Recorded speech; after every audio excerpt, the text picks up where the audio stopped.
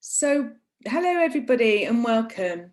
Welcome to Rising Conversation with series that has been going since lockdown on webinar form. Hopefully soon we'll be up and running again in real life. For those who don't know us, we're Rise, which is a group of women in broadcast tech, in the service sector, advocating for gender diversity in the broadcast tech and the media tech industry. We also run a mentoring scheme, which currently we've got 49 women across APAC, North America and UK. And it's just started, which is very exciting. And I think we've got a few of the mentees on here, which is fantastic. And we also run events and prestigious awards as well. So yeah, please look at the website to join up more. But today I would like to introduce Kerry Shreeve, who's Vice President of Technical Operations for Discovery Inc. Welcome today. We've had a few technical disruptions, so it's absolutely amazing to see you here, and we can see you and hear you, which is absolutely fantastic. And if you all wonder why I don't have long sleeves on, it's because I'm actually on holiday.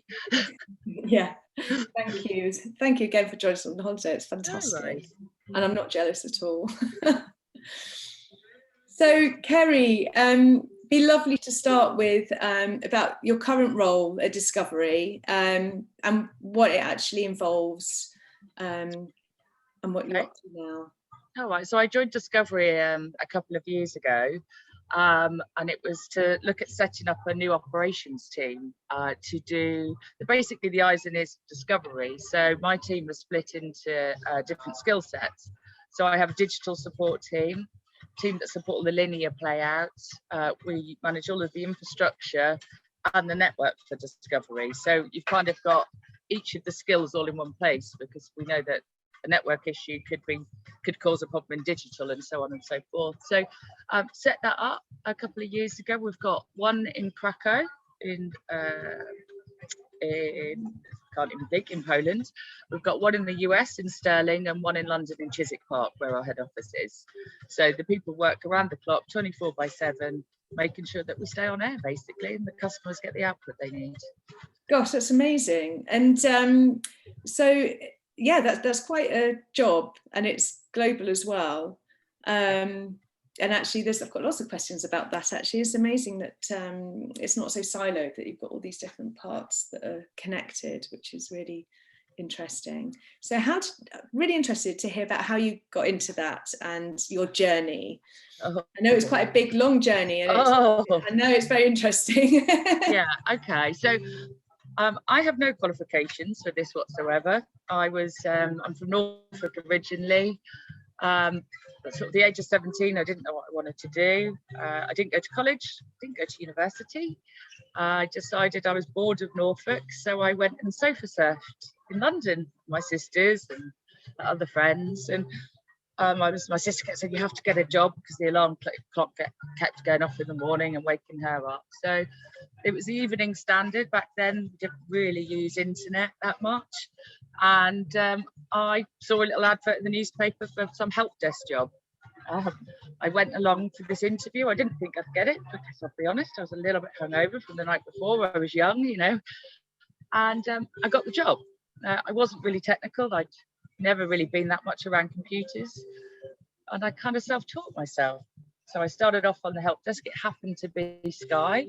I didn't know it was Sky at that point when I went for the interview. Then they realised I was a little bit bossy, so they in the end made me a team leader, because I could get people to kind of do what I wanted. And then I progressed on to programming set-top boxes. Someone just taught me, take this chip out, do this, and I did that. Then I used to go out and do big presentations with the chief exec, and gradually worked my way up. I then left. I got headhunted for a job to set up a new operations team for another kind of broadcast. It was called Home Choice Video Networks. So I did that, and then I was operations manager, and I just don't know, Nick. I just kind of fell into it. That's amazing. And particularly the fact that you've got no qualifications. I mean, I'm quite interested that you say you're not technical, but actually you were put into a position and you kind of made things work. So you must have a technical aptitude. And I wouldn't have thought so, but I'm always the one, I ask loads of questions. And I believe in operations, and I say this to my staff, operations is there to communicate upwards to stakeholders and outwards maybe to customers. I said, you have to write in the way that your grandmother would understand it. Yeah. Okay, you have to write basically. So, I mean, I used to have engineers at the BBC work for me, and I should say, right, describe it like a Hoover, like a vacuum. You know, how does this work? What part fails? And yeah. gradually, you just and you pick it up. You pick it up as well. Yeah, just learn at high level. You only need to know the high level, because for me, you're only as good as your people. Yeah. Yeah, you can train someone all the technical stuff, but that's not my head. Mine's more leadership and making it happen. But I can do technical now, but I was self-taught. Yeah. Always ask questions. And it becomes quite natural as well in the language, isn't it? And in terms of no qualifications, what has been the advantages of that? I mean, I suppose in the old days, it was, you know, people all used to start working in the studios, didn't they, from the age of 16? You know, it was a thing. And then now we've sort of come to the world of expected to go to college and university and learn your skills, but actually, you know, you're sort of proof in the pudding, really, you don't need that. No. And no. For me, it's about having the right attitude. Okay, so even when I go to recruit people now, if somebody came in and said, I've got a first in this and I'm technical in this, I would look at their attitude. So when I interview them, I look at their behaviour. You know, how are they going to do? Are they a go-getter? Are they going to try? And I don't care if you ask loads and loads of questions. I would rather that than someone just came in and started talking technical to me. I can train someone with the right attitude, anything technical that I need to. Yeah. But I can't train the right attitude. You can't train your behaviour. You're born with that, you know. So, you know, in terms of challenges, I've had lots of people try and pull the wool over my eyes before, you know, technical people who work for me. But I keep asking questions, like why? Always ask the why questions. Why does that happen? Why does it do that? How does it do that? Why? So.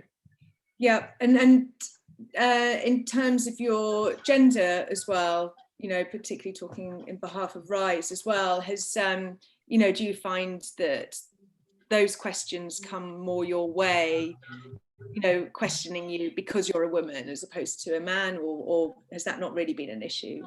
Not really. I mean, all of the team that I'm part of, our leadership team, they're all males. It's just me. But no, I give as good as I get.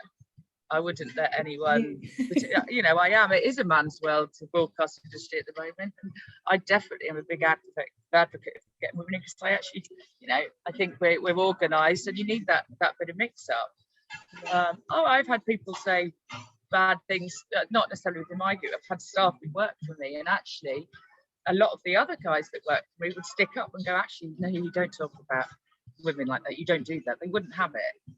And I think it's basically a maturity thing for some people. You know, I'm not a feminist by a long shot, but I'll give as good as I get.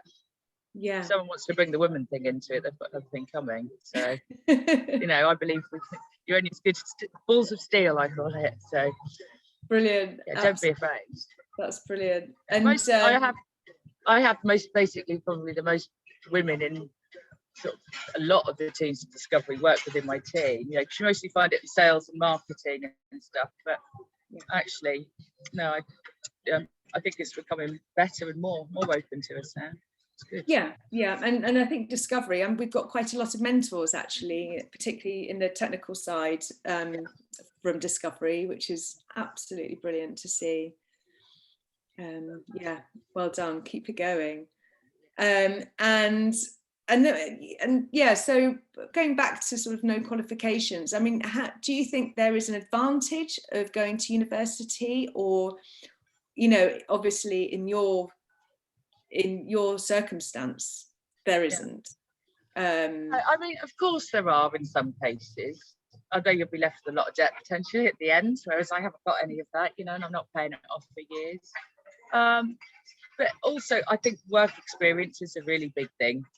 You know, you can go and study and sit in closed rooms and go home. Actually being in the office, learning how to deal with people is basically the best thing. It's all the way in which you talk to people, and your confidence levels. Yeah, and I think in the broadcast sector as well, there's in-house training. You know, you do learn on the job. I mean, I think I've learned everything.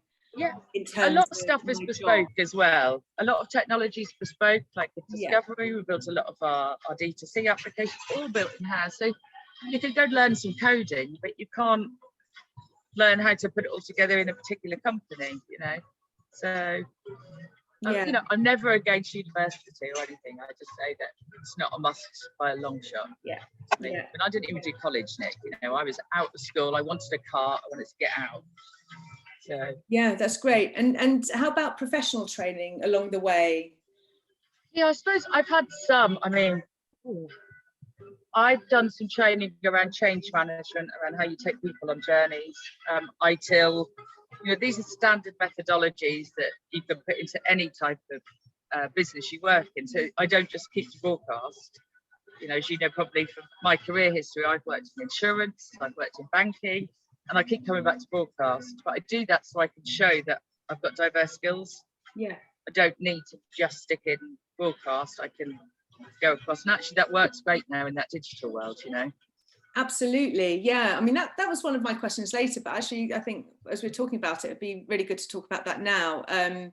You know, just talking about that cross cross career, almost like portfolio career sort of thing, where you're working in so many different sectors. It seems like now more than ever that's something that people see as something that's really advantageous. And you're bringing skills. I mean, the difference in different different areas of industry is just remarkable, isn't it? So actually moving across from one to another is really helpful for the industry itself.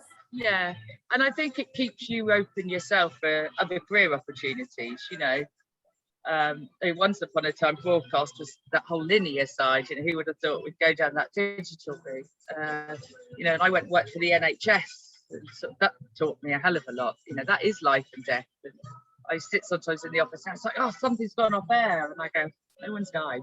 You know, they really haven't. Let's put things in perspective. So, no, it teaches you a lot. You also deal with different people. There's obviously a reason I prefer broadcast, which is why I'm back. Yeah. And I keep coming back, and I keep coming back. But I do like to have that bit of diversity to show you can do more. Definitely. Yeah, that's brilliant. And what's been the most interesting or unusual side of type of industry that you've worked in? Is it the NHS or? Ooh, you have to be careful what I say here. Yeah, the NHS, because I didn't sleep. You know, it was life and death and stuff. I like this question here. Do you think that growing up in Norfolk and seeing so many people just stay there all their lives? I completely agree with you, Asana. Completely agree. I wanted to get out. I wanted to give myself more. There's nothing wrong with staying in Norfolk. But you know, I'd say NHS is probably the trickiest. I mean, the weirdest thing I did is I worked for an OTT company, the first ever back in the days, and it never really kicked off. This OTT video on demand never really took shape. It was Sky, again became Sky Active, you know, press the button, you can shop through your TV. And then, so everyone kind of left there and then went off and did their own careers in other things. And now look at where we are. So the person that actually, and she was someone who actually mentored me, she was like a mum to me really. She actually sold her product to Amazon. And she's living on an island now somewhere, but it didn't work. Well, it did work. It was slow. It was old dial up. It was the wrong time. Yeah. You know, and the consumers weren't ready, whereas now it's it's the perfect time, particularly after the pandemic. Yeah, I mean, my parents don't have a clue. Yeah, no, absolutely. I mean, not being funny. How much do we do online, all of us, and wait for Amazon to come the next day and stuff like that? You know, we do. Yeah. So what's been your biggest challenges over the years and what are the biggest changes you've seen over your career? Both, I'm thinking both in technical, business and culture as well. Yeah, so one of the main things I learned, and I probably learned it a bit the hard way, is because we're in this ever-evolving world now, things are always, technology is constantly changing, is that when you've got staff who work in technology, it's about taking them on that journey with you. Yeah, and not leaving them behind just to go and do that technical stuff. You know, I used to have a lot of engineers who used to have soldering irons and stuff, and to convince them we're going to digital, that they don't need a workbench anymore. Oh, it was absolute hell. You know, you'll still need us to fix things. Like them pricing up the cost of fixing a monitor, V's buying a new monitor. It will save you all this money. But then I said to them, but if you think about that workbench, how much that costs me to house that workbench with all those soldering irons and all that kit and all of this, I can get that component, send it off and just get a replacement. And it was funny, so when we actually then transitioned into this new world, I couldn't get them to fix bloody anything. So like, oh no, we don't need to fix it, we just send it back. So you had to take them on that journey, but you couldn't get them to go back then, you know. Right. Oh yeah. And I'd always say that to anyone. And if you become a leader or a manager, make sure you take everyone on that little journey with you. Right. Because yeah. you leave people behind. You know, some people aren't going to change. Yes. That's okay, because they're still needed and still required. But those ones that are, you need to take them with you. Yeah, sure. And I guess people, you know, I suppose there are also some of them, those that don't want to change, suddenly they are changing without them actually realizing as well. I suppose that's kind of almost the trick, isn't it? To bring them along as part of the culture, and suddenly and it's give them the right skills to do their job and the right training to do it. And not everyone does make it, you know, not everyone does.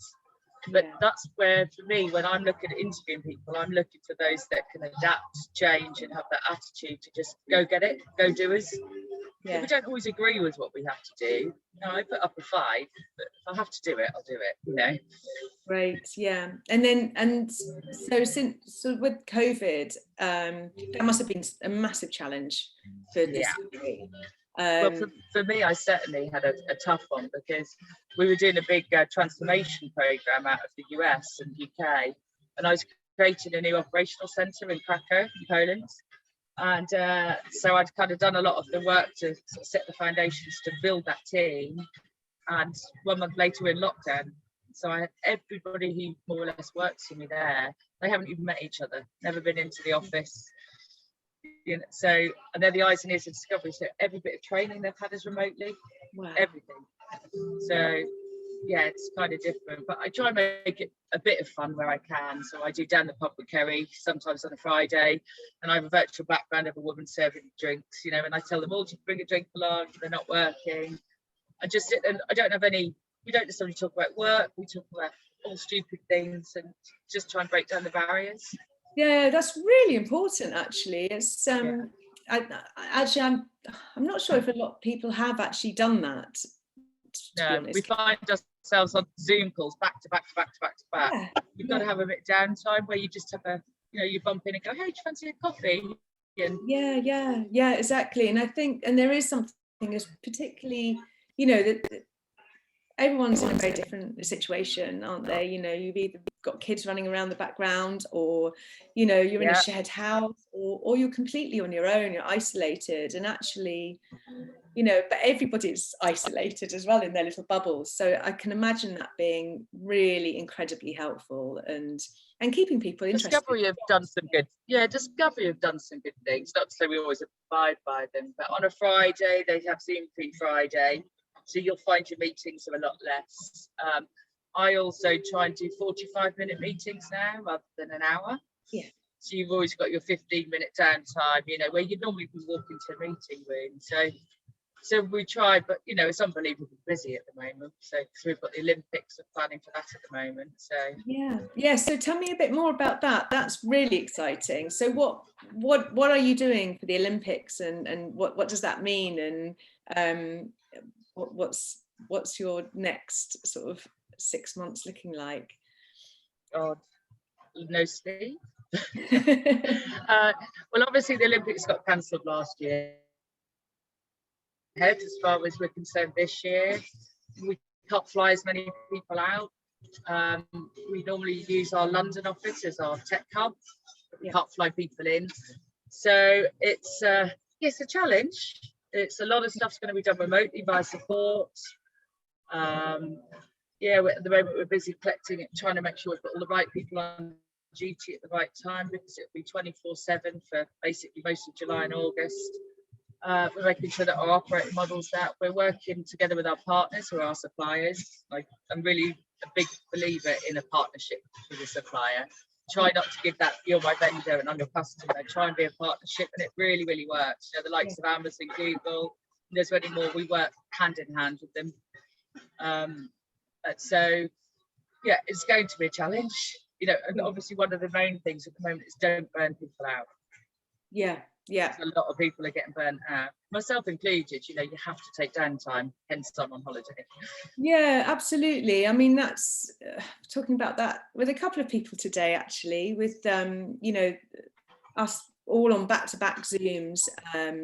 You know, we don't get out for a walk. You know, you have to really, actually I went for a walk before this, which was lovely because it's actually sunny here today for the first time for months. So it, you know, really needed that. And, you know, you can feel so burnt out, you know, and there is, because you're at home as well, there's no, you know, you can end up working through the night, can't you, quite easily on your computer. Yeah, well, I'm fortunate. Some of my staff have been in throughout.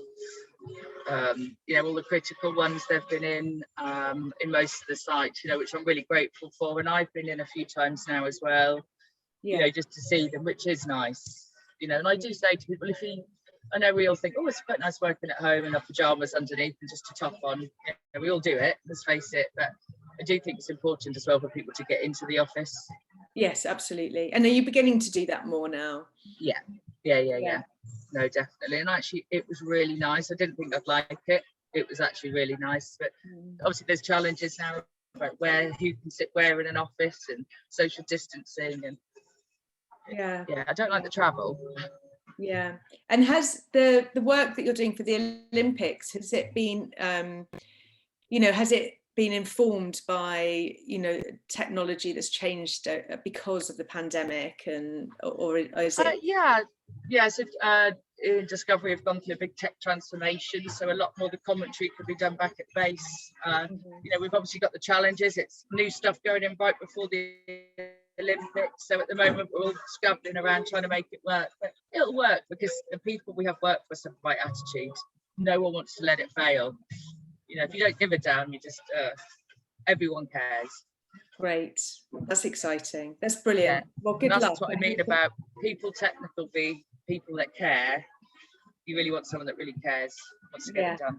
Yeah, and it sounds like that's the culture that you create in Discovery as well. And and it was how I was taught. I had a mentor who taught me that way. Get it done. You might make mistakes, just learn from them and move on. Yeah. Great. Yeah, that making mistakes thing is vital, isn't it? And don't be scared to make mistakes. Otherwise you won't innovate. No, don't be scared to make them. Just learn from them. That's all I say. Learn from them and use them as a stepping stone. Don't panic as well. Put your hand up. If you've made a mistake, say I've done it. I always say that to my team. I say I'll protect you if you just tell me you've made a mistake. I'm not going to finger point at you. As long as I know it's a mistake, don't do it again. Absolutely. And that's, you know, a thing of, it's about how you deal with it, you know, how you deal with the mistake. Mistakes are going to happen, aren't they? They are, you know. If you work for someone that is going to go absolutely nuts at you for making a mistake, they're not the right people to work. You need to be able to put your hand up and feel confident yourself. Really messed up, and I'm going to do something about it. Yeah, great. And then you can all move forward as well, and together faster. Amazing. So back to Rise. You're a mentor, which is really exciting. And how, so you talked a lot about inspiring people within Discovery. So how does it feel to be a mentor, and what, you know, how do you feel about mentoring both as part of Rise and also as part of the work that you do at Discovery?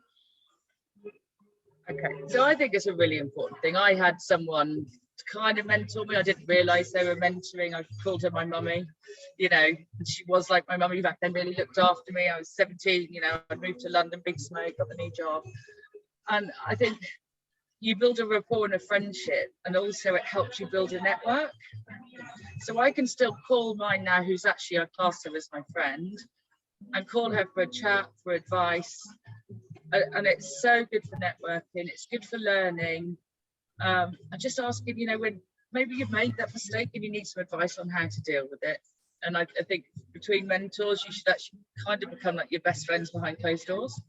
Okay, that's really lovely. Yeah. And learn, and you know, I believe you can keep it informal. Formal will scare you off. I think you need to keep it informal. Maybe go and have a drink, have a coffee, wine, whatever. Let your head down and then just really open up.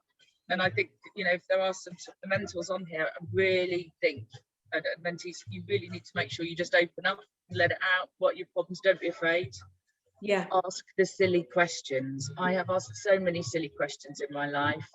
And I just say, well, I will never learn. So great. Yeah. Quite often we sit there quiet and we don't want to say it because we think we look stupid. Well, I was the one that always looked stupid, but I've done all right from it. Yeah. I still do it. I still do it.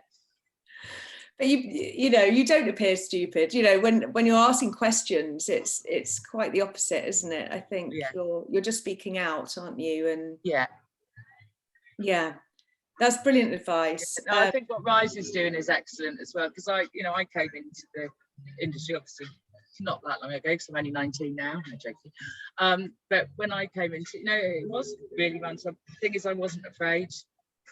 I wasn't afraid of speaking up, saying what I thought. Didn't bother me. In fact, I'm probably bossier than most, you know. So, but yeah, no, I do think the scheme's really good for helping people. But all I'd say to everyone on here is make sure you network and you get to know people. You know, I go to IBC every year, not this year, maybe in December this year. And for me, it's actually like a reunion. It's the last 25 years or whatever of my broadcast live. I see people, because I work at Sky, Channel 4, ITV, and you just see them everywhere. Yeah. And it's great, you know, but it helps you in your career in life as well.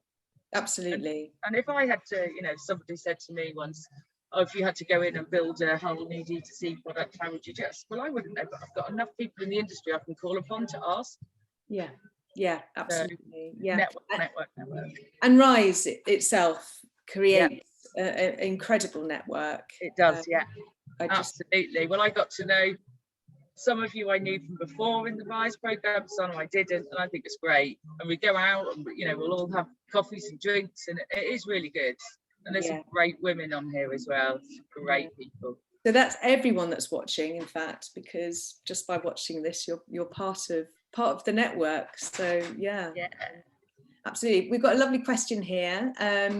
How do you balance a busy career with life? I don't think I do. So I've got 2 kids, 2 teenage boys, they're a pain in the arse, excuse my language. How do I do it? So it's like having 3 jobs. One is sorting out all the house things and bits. One's my 2 kids, and the other one's work. How do I cope? Wine's quite good. Do you know what I do? I'm a big to-do lists. I know most men will go, this is a women's thing. I'm telling you, these to-do lists work. I have tried doing my to-do lists online. I've tried using Jira boards. I still have to go to my good old piece of pen and paper. And I have a notebook and I write everything in that notebook, all my outputs and meetings. So I can just go back and go, right, that's what happened then, that's what happened then. And if I don't have my to-do book, and I have my work stuff in the front and my personal stuff in the back. That's great. I can whip through it. And every few days when I'm in a bit of a boring meeting, I might sit there and go, and I'll prioritise. And sit there and rewrite and prioritise my book. Just write it down and be organised. It's a juggle. Sometimes I work till 1 o'clock in the morning, you know. Sometimes I'll have a lay-in the morning. It's about give and take. You know, but my work, they're fortunate enough, if you work for a really good employer, they'll always tell you family first. That's amazing. That's great. Always family first. Yeah, that's really nice to hear, actually. And the to-do list, I completely agree with you, actually. I'm the same. I have I can't live without my to-do list. I give my staff to-do lists as well. I'm like, but there's yours, there's yours, there's yours. Yeah. You know, but yeah, and then if I feel a little bit overwhelmed, I do the prioritizing, and then it just completely, it's like, okay, just I know where I am today, that's fine, I don't have to worry about that, just concentrate on these big things. Yeah, great. I'll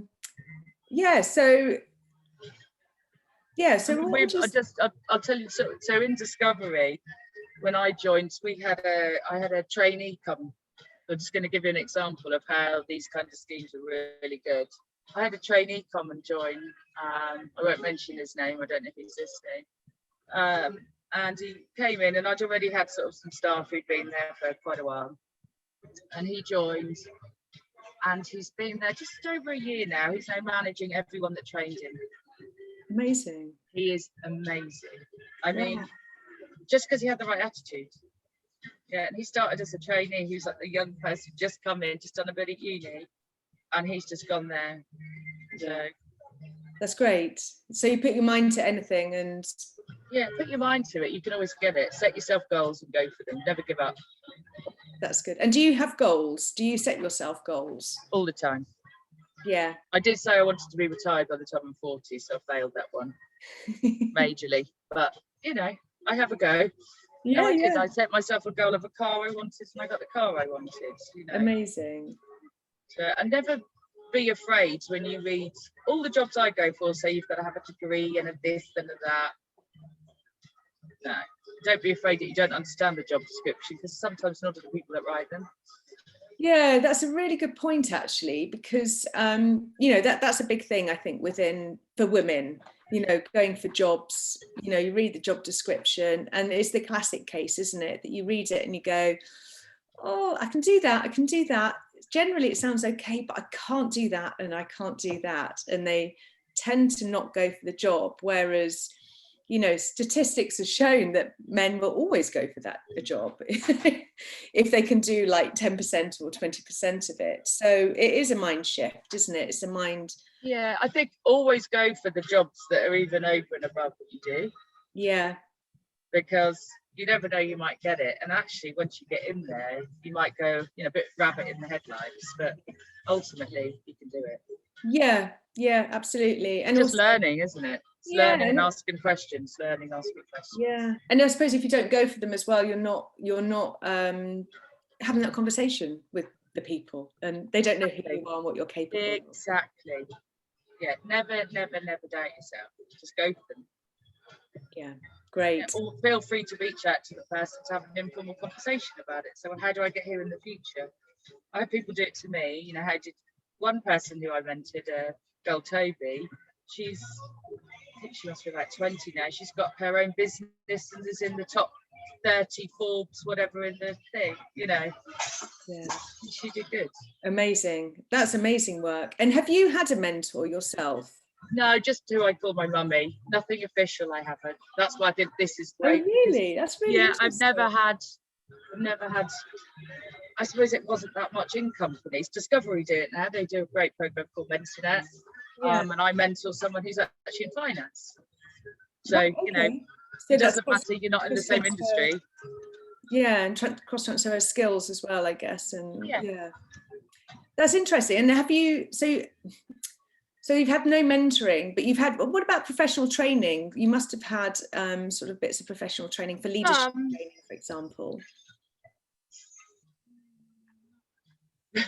No, I've done some professional stuff, like I talked about earlier, ITIL, business change and transformation. Yeah. You know, agile and Prince, but generally you find you do them. They're just giving you a methodology to call it. Yeah. You know? And I do agree doing some of those ones. So certainly the training I do, I could use across industry. Yeah. Yeah, and I do believe people should do that. Always keep your options open. Yeah, absolutely. Yeah, that's really interesting. We've got another couple of questions. One which was my next question, so that's fantastic. What advice do you give to someone who's entering, who's entered their 30, who is 30 and is entering the filming career? So mid-career women. coming into the industry, what advice would you give those? Never give up. Don't give up. If it's your passion and what you want to do, don't give up. Make contacts, network, talk to people, show you've got the right can-do attitude and you won't give up. Really, don't let anyone put you down. Don't feel down. Just keep going for it. Yeah. But show you've got the attitude. Yeah, and I think the industry is opening up much more to women, I think, generally. You know, I think there's just much more openness for women to enter the industry nowadays as well. And, you know, particularly work that Rise is doing, it definitely feels that way to me. Apart from the fact when I came to my first Rise meeting, I couldn't believe how many women worked in the industry. So, oh my gosh, what have I missed? Yeah, no, and I think it's about all sticking together as well. You know, it's like I said, no way feminist, no way, shape or form, but it has been a man's world for a long time. And, you know, some companies are now really open to, you know, getting more women in, bringing them into leadership roles. And that's why I say always shoot above what you can get. Go for it. Yeah.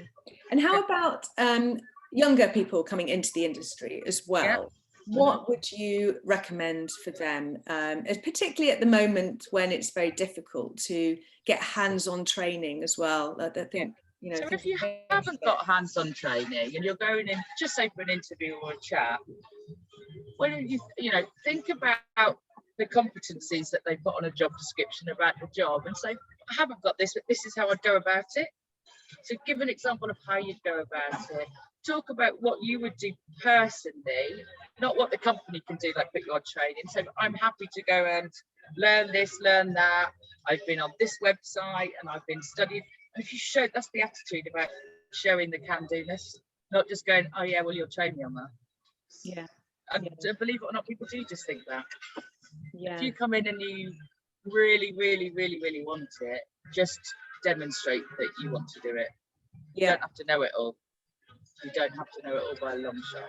It's like budget, stuff like that. I mean, anyone will tell you in my company, I'm absolutely well. You used to call me Mrs. Non-Excel, you know, but now I manage millions of pounds of budgets and stuff. That's really interesting, actually. It's the one thing that I always fall down on, actually thinking, oh, I can't do budgets because I'm really not financially minded. I'm creative head, I've got a technical head, people head, but not financial head. But I guess, once you just get going, learn it. And I'm so sad that now even, I worked at the BBC 10 years ago and I can remember all my cost centres and my budgets. And, you know, it becomes every day because you're constantly doing it. So don't think, oh, I can't do finance, I can't do budgets. Because to be quite honest, you've got all macros and stuff that more or less do it all for you, you know. Yes, exactly. Technology's made it easier. I'm just going to ask another question. How do I find a mentor? Can I message you on LinkedIn? Of course you can message me on LinkedIn. I am manic for the Olympic section only, but of course you can message me on LinkedIn. And no finding problem. A mentor, I think we just keep an eye out on the Rise, join our newsletter. And, you know, we may be announcing another one soon. I don't know. I'd go to Rise as a central point because I think it's really good. And obviously you're global as well. So the good thing about having that is, like, say US and UK may work differently. Like, so they in the US you call it MCR, what I'd call TX, and it's back to fun. It's sometimes good to have a mentor in another country as well to learn how they work. So for me, certainly, I joined a mentor. Do you mean that's MCR? That's not MCR. You know, it's all. Everything's a bit back to front and different in different parts of the world. Yeah, I think that's a good thing about Rise. You're global. Got it. Yeah, absolutely. And actually, another question for you, Kerry. Actually, from me. You know, you say you've never had a traditional mentor, but you must have had, you know, sort of people who you rely on, sort of through your career, and like we were saying, you know, reaching out to people in other countries. You know, you must have natural mentors that you rely on. And I think that's what I class as my network. Okay. So I definitely, and that's, I keep networking, you know, I talk to the people there's some people who've left Discovery, but I'll call them for advice. But also as well, if you're stressed out, let it out by talking to someone, because that's where you get venting without realizing it. Yeah. And you have to let out that strain. And I suppose not everyone is really outgoing and loud, like me. And it's not about that. It's just being able to make sure that you can show that you've got that right attitude and get things done. I'm an extrovert. There's a lot of introverts out there who, struggle. Lots worked for me in the past. Some of them are my best people in the world. And it's just understanding how to talk to different people. Yeah, so actually that leads us on to this next question. Some technical people aren't necessarily outgoing. I think some people aren't necessarily outgoing naturally. Absolutely. So how do you assess these kinds of people? I guess that's within your workplace. Yeah, I'll tell you what, years and years ago, we had an HR director who's actually a really good friend of mine, actually a friend for life. But she did Myers-Briggs. I don't know if you've heard of Myers-Briggs, and it gives you your letters, for those that don't. And I was like, oh God, here we go, another one of these courses, But she did it in a room with us as a leadership group. And we had to kind of go different parts of the room to see where we were. And although you kind of go, they're an introvert. But then what she did is she talked to you about how you could potentially deal with them in different ways and how you talk. And our relationship just boomed. There's someone who I didn't talk to that much in my group. And it was an interactive one. It wasn't just sitting there filling out a yes on this, on ENTJ at the end. But we did that and it really worked. And is that because you understood other people more? Or? She helped us understand. I mean, this is a lot of years ago now, but it helped me understand how they could take things in, how you talk to them, how you deal with it, how you get the best out of them. It was a really good exercise, and I'd love to get her to do it in Discovery where I am now, but to do it in groups of teams. Okay. Yeah, just thinking might be nice for a Rise event. It might be a really good thing, yeah. And in fact, she'd probably come and do it. Actually, she is a good friend of mine. And you make it fun, and you're all running around the room doing stuff. But then she'll give you this is the way that you take in information. And it's really good. Yeah. And how to communicate to other people as well, and not assume that people are understanding you as well, I guess. Yeah, no one's perfect, right? Nobody is. We all like to think we are, but we're not perfect. Yeah. So where next, Kerry? What's your aspirations, and what your goals apart from retiring? My goals, retiring. Gosh, I'd really like to do something in my own business at some point. I don't know in what. I have no idea at the moment. I really enjoyed working for startups. When Sky Active, I worked for that before it was Sky Active. Worked for a few startups, and they're really fun and enjoyable because you learn all the way up. So yeah, maybe another startup for me. Yeah. I love change. You see, yes. A lot of people don't like change, and the only bit of advice I give to everyone now is things are forever changing. Yes. So kind of get it, go with it, and enjoy it. Grab it. Don't kind of go, I'm not going to, because you won't succeed. You have to go forward with change. We don't always like it. By far, sometimes I grumble and moan. But most of my team who work for me probably grumble and moan about all the changes we're going through. And some are for good and some aren't, and you have to fix them. But just go with it, grasp it and go with it. Yeah, that's amazing. Yeah, I think things are just the change is extraordinary at the moment. I feel it's and I'm the same. I love change. I find it exciting, and I think I'm one of those people who just enjoy going with it and get excited about it. I'm just looking at a question on here. So how is it possible for a person to find a career opportunity in this industry who's not worked for media companies? I did it. Didn't have any media experience. So, just keep on pushing, just show that you've got the right attitude to be able to do it. But also think about, why do you want to work for a media company? Okay. You can't just go, I want to go and work as telly. Give us some examples when you're going in about why and what makes that stand out for more, and how you're you fit into that. Yeah, it looks like anonymous Q question here. Yeah, they're quite interested in making a jump in another career. I think, yeah, just that shift of industry, I think, is really actually really interesting. And I think, you know, as you have done, Kerry, quite a few times, just jumped from one to another. So another one. So when you're in networking and events like IBC, do you have a to-do list for the people you want to meet, and how do you approach new people? What techniques do you use? Thanks. Yeah, I do. So before I go, I'll generally set up meetings. Some will be with vendors and partners who we already work with, some won't be. So I make those appointments, and you have to make sure you kind of stick to them. Everyone runs late in IBC. The other thing you do, there's a lot of sort of other social events there as well. Like, I know Rise, you're there. You know, there's a lot of people. They're the key ones. But probably where I've met most people. I know some people who work for probably go typical Kerry in the bar.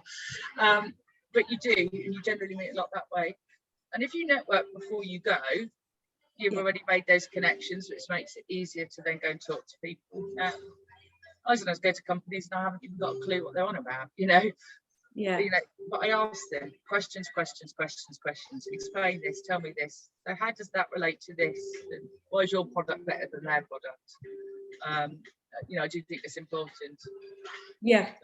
So asking questions. Having do a bit of research.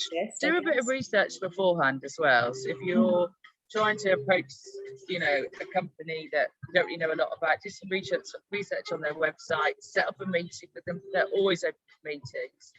And if you can't get those meetings, say, how about we meet later on? If there's someone you really, really want to talk to, meet them later on. Yeah, absolutely. Or back in the UK or a Zoom call afterwards. Yeah, because it is busy out at IBC, and God knows what it'll be like in the future now with COVID and stuff. But build your networks before you go, if you can. And here's a nice question. So how do you support stress from working so hard? For example, diet, exercise, or mindfulness? No exercise, wine. Sometimes it's about letting it out and talking to people about it. Yeah, you've mentioned that. Yeah, it is.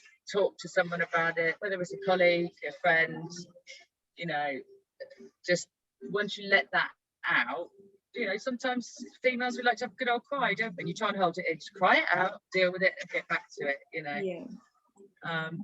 But yeah, you've got to let it out and release it. And sometimes it is, people break it, especially in COVID, it happens. Yeah, and there's something about being vulnerable, isn't there, and opening up your true, you know, we're all human, aren't we? You know, we enjoy human connection. Even the meanest boss in the world would like actually to have a human connection. And one thing I've said to I was saying to someone a while ago, I was in work, and it was someone I hadn't spoken to, someone I'd always see for a coffee, and it was evening and I saw she was online. So I said to her, I just said, oh, hey, you up for a chat and a glass of wine over Zoom? So we did that. And she let out everything that was her issues and problems, but she hadn't sort of spoken to, because I hadn't spoken to her for so long, we'd always have a gossip and an answer. And then I did it with her, and I said to a couple of work for me, I said, if you feel it, reach out to someone you haven't spoken to in the last kind of year that you would have done and had niceties with. Just have an informal chat. But you find that everyone's kind of in the same boat.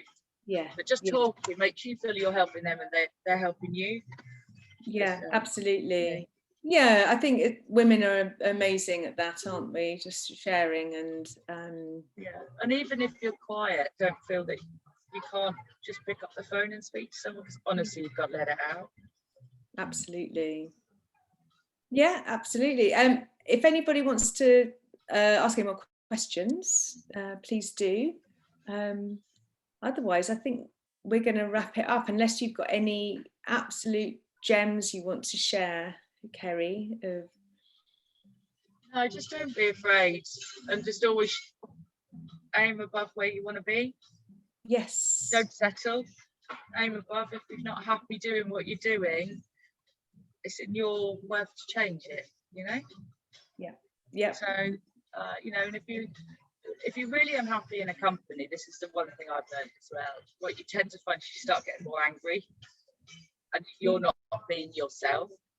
The only one that can fix that is you get your CV and get out. Yeah. Don't stay somewhere if you're really not happy, because it won't be you and you'll turn yourself into someone different. You know, I've been there. I started getting angry, grumpy. I was not nice with my team, so then I left. Yeah, good advice. Very good advice. Fantastic. Well, thank you so much for having me, Nick. That's brilliant. And go back to the sun and sea. Yeah, it might be where you are today. I'm not jealous at all. But the sun is coming out here, so yeah. Enjoy, everyone, and thanks for listening in. Yeah, thank you for all your gems, and yeah, that's absolutely brilliant to have you. Thank you. See you later. Bye. Bye.